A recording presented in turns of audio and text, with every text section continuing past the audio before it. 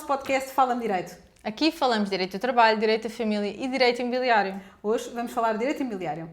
Filipa, CPCVs. Sabemos que existem muitas pessoas que assinam diariamente CPCVs e a verdade é que muitas também não sabem os riscos de assinar esse próprio contrato. Conta-nos um bocadinho sobre o que é que pode correr mal. Olha, para já eu acho que é um tema, o CPCV é um contrato que é muito subestimado. Ou seja, as pessoas não valorizam a importância do CPCV no negócio imobiliário. E, na verdade, é aquele que dali pode decorrer muitos problemas. Podem decorrer muitos problemas.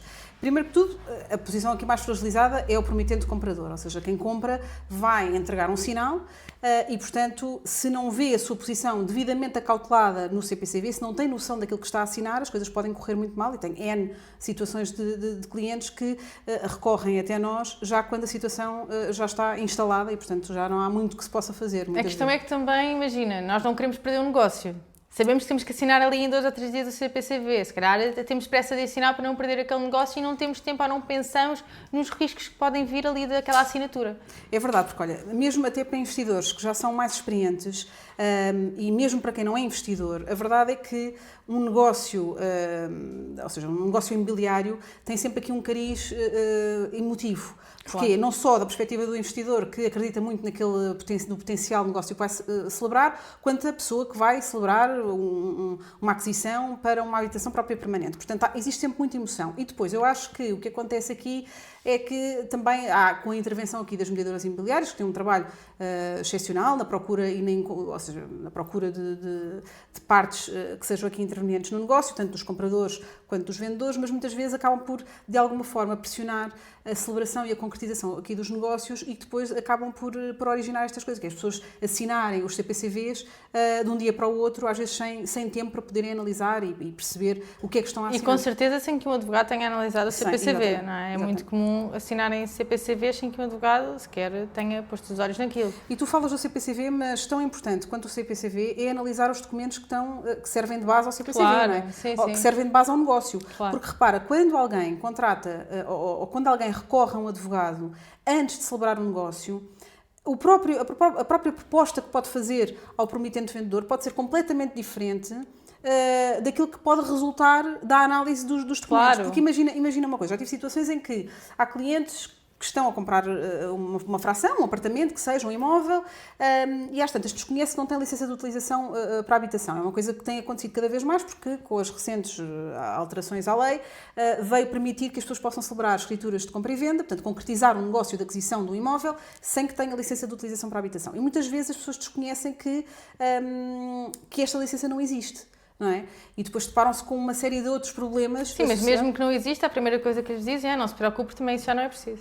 Pois, só que a verdade é que isto depois pode comprometer também o valor do negócio. Uma coisa é eu comprar um imóvel com licença de utilização para a habitação, não é? Claro. E com licença de utilização para a habitação eu tenho ali um ativo imobiliário que me vai permitir, que vai valer mais. Que vai Desde valer logo mais. Porque com certeza não podemos fazer o mesmo, não é? Com um imóvel que tem ou que não tem. Olha, basta pensar que não podes arrendar um imóvel que não seja, pelo menos arrendar legalmente um imóvel que não tenha licença de utilização. E mais. Para investimento, então, não faz muito sentido. Se for essa ótica de colocar a casa no mercado de arrendamento, não faz realmente sentido comprar-se o que é que seja sem licença de utilização. Pode fazer sentido. Quando? Porque quando o investidor até queira, ou seja, negociar o preço, ou seja, está a comprar um imóvel, um ativo imobiliário por um valor mais baixo do que aquele que seria se tivesse uma licença de utilização, e depois vai então legalizar o imóvel. Tudo bem, as casas os imóveis podem ser transacionados da mesma forma, mas as pessoas é que têm que saber o risco. Claro, mas isso sabendo então estas nuances. Não? Exatamente. E depois há uma situação que é muito comum, que é, por exemplo, a questão do crédito à habitação. Muitas pessoas acabam por recorrer, aliás, não recorrer a aconselhamento jurídico prévio, sabendo que precisam de financiamento para a aquisição daquele imóvel e depois muitas vezes este financiamento pode ser recusado porque as pessoas vão com muita confiança, muitas vezes, para a celebração destes negócios porque têm um crédito pré-aprovado. Okay? Mas isto não significa que o crédito será definitivamente aprovado. Claro, por isso é que é uma pré-aprovação. Exatamente, e, portanto, por isso é que temos muitas situações em que as pessoas depois a dada altura, ainda no outro dia estávamos a comentar sobre isso, não é? Portanto, há pessoas que entretanto ficam desempregadas. Claro, um despedimento coletivo que surgiu do nada. Não é? Portanto, há N situações, esta questão das licenças que não foi colocada colocada sobre, em cima da mesa, em cima da mesa, não se pensou sobre isso? Exatamente, e depois às tantas deparamos com esta inviabilidade, ou seja, esta falta deste requisito formal, e depois o que é que acontece? Vemos o financiamento recusado, e a partir daí a pessoa não tem grandes alternativas, portanto, se não consegue adquirir o imóvel através do financiamento, vai ter que desistir do negócio e, portanto, perde o sinal, e aí não há nada a fazer, a não ser que realmente tenha-se aconselhado devidamente e que no CPCV possa, então, acautelar essa situação. Como? Apondo ali uma cláusula, não é? Introduzindo ali uma cláusula que nos diga e que proteja o promitente comprador de que, em caso de recusa do financiamento, de facto, aquele sinal pode ser devolvido, ainda que em singelo, ou seja, sem nenhuma compensação ou nenhuma penalização. Sim, mas pelo menos não adicional. perde ali o sinal que investiu, e a verdade é que existem CPCVs, como é lógico, a não ser que isso seja pedido, não é? Solicitado por quem vai comprar, a partir dessa cláusula não estará no CPCV. Não, mas é muito importante não ceder também a pressões, ou seja, nós estamos numa posição, as pessoas estão numa posição em que muitas vezes ou seja, no fundo são as poupanças de uma vida, não é? As pessoas estão a comprar e a dar de entrada, de sinal, as poupanças de uma vida e, portanto, se não se acautelam devidamente nesta fase, muitas vezes é o único negócio que vão celebrar na vida. É a questão da facilidade com que passamos para lá, sei lá, 50 mil euros, 100 mil Não euros, sem sequer pensarmos um bocadinho, se calhar, em gastar uns trocos, não é? Os trocos comparado com o investimento que é feito, são literalmente uns trocos e, portanto, é sempre importante analisar o CPCV com alguém que saiba e a documentação toda anexa ao CPCV também, como é lógico. Então, mas assim, em geral, que problemas é que podem, mais catastróficos, vir de uma assinatura de um CPCV que não tenha sido devidamente acautelada ou não tenha sido vista a documentação sequer? Olha, um dos temas, bem, em termos de documentação, há N divergências que podem acontecer, que podem surgir da análise dos documentos relativos ao imóvel, desde a questão da legitimidade. Claro, sim. Desde o facto de a pessoa que está a vender ou a prometer vender não é, de facto, o legítimo proprietário. Há N situações em que, por exemplo, em termos de áreas, também existem divergências de áreas. Quando as pessoas estão, por exemplo, a comprar apartamentos em propriedade horizontal, ou seja, estamos a falar de apartamentos que estão em condomínio, numa fração, um prédio. Muitas pessoas não pedem, por exemplo, certos documentos, como é o regulamento do condomínio, para perceber que regras é que existem naquele condomínio. Também não pedem as últimas atas da Assembleia de Condóminos e muitas vezes são surpreendidas depois de adquirirem o imóvel, como, por exemplo, a substituição do telhado integral do imóvel. E não estão altíssimos, não estão a contar, não é? São milhares de euros. Claro. E as pessoas, às vezes, estão ali à face com aquilo que podem gastar e, de repente, têm que despender de milhares de euros para a substituição ou para a pintura de uma fachada, do edifício, ou o que quer que seja. Portanto, há aqui muito trabalho que deve ser feito e que pode também resultar diretamente e influenciar diretamente o preço, portanto, o valor da proposta que se fará. Claro, então, mas imagina assim, um cenário mais caótico em que se vai assinar um CPCV, portanto está assinado, aí depois o vendedor, em vez de vender a casa àquela pessoa, vende a outro. Olha, isso é uma situação, como o mercado que é que está... protege? Como é que protegemos aqui? Pronto, é assim... Quem já entregou 51 mil euros de sinal, como é que essa pessoa fica protegida?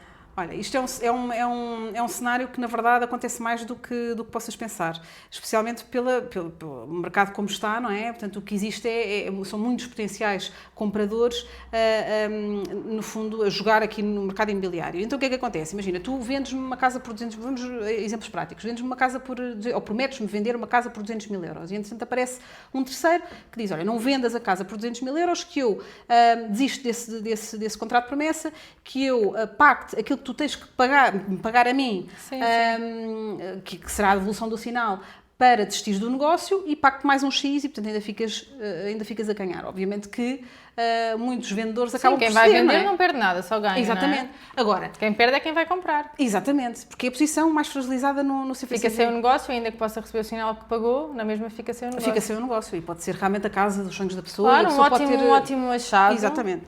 E eu podia obrigá-lo a vender uma casa? Pronto, não necessariamente, por isso é que a lei também confere aqui duas proteções adicionais, duas opções adicionais, que protegem especialmente o promitente comprador, que são dois tipos de registro que são diferentes. Que é basicamente o registro provisório ou então o registro da eficácia real. São dois registros que basicamente tendem a proteger, têm características diferentes. Um deles, por exemplo, da eficácia real, exige que o CPCV seja revisto aqui de uma forma mais solene através de escritura pública.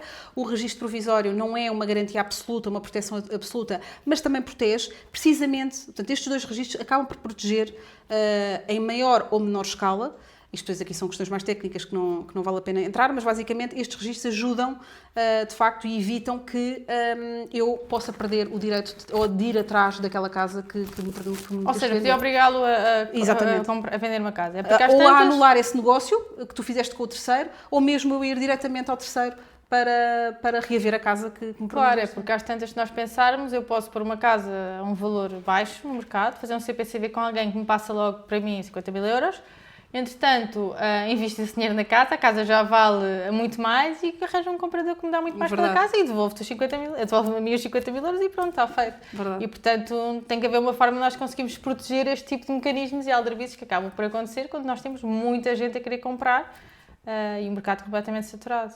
Pois, por isso mesmo é que é tão importante, antes da pessoa assinar, qualquer pessoa assinar um CPCV, precisamente falar com o advogado, perceber quais são as preocupações que podem decorrer ali, ou seja, os problemas que podem decorrer ali do CPCV, e há mecanismos de proteção. Portanto, a lei confere estes mecanismos Também de no proteção. outro dia estávamos a falar sobre a possibilidade de, imagina, lá está, eu dar dinheiro no CPCV, um sinal, para depois eu perceber que aquela pessoa, aquela casa tem dívidas, portanto, estão associadas e que vão ter que ser penhoradas, não é? Nós conseguimos ter acesso a isso, conseguimos perceber se estamos a dar um sinal para uma casa que efetivamente vai ficar na nossa esfera e que não vai ser consumida por dívidas, entretanto, que o proprietário tenha. Bastante mais altas. Eu posso dar até exemplos. Já tive casos de clientes que, ou seja, no dia da escritura, enviaram, ou seja, só para dar uma vista de olhos no CPCV, só para ficarem descansados, ou seja, não tiveram acompanhamento nenhum. E o que é que acontece? Muitas vezes, que é aquilo que acontece, as mediadoras imobiliárias acabam por disponibilizar, ou os vendedores acabam por disponibilizar a certidão permanente predial do imóvel. Mas já com algum tempo. Estamos a falar às vezes 2 meses, 3 meses, 4 meses, 5, 6 meses, o que for. Claro.